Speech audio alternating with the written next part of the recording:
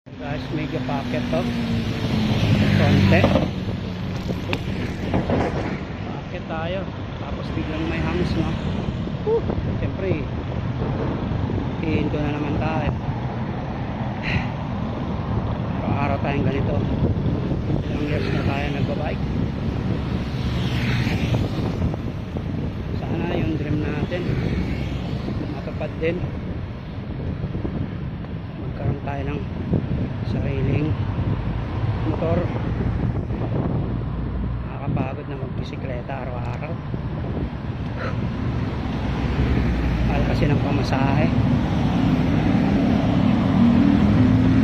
Pero this lang guys, para sa pamilya lahat lang ito.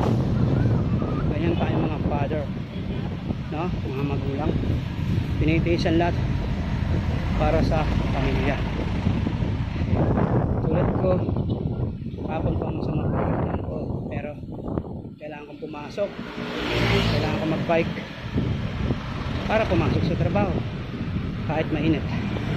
Sasay ka naman, mahal ang pamasahe, pagkain mo pa, lugi ka sa sweldo mo, lugi.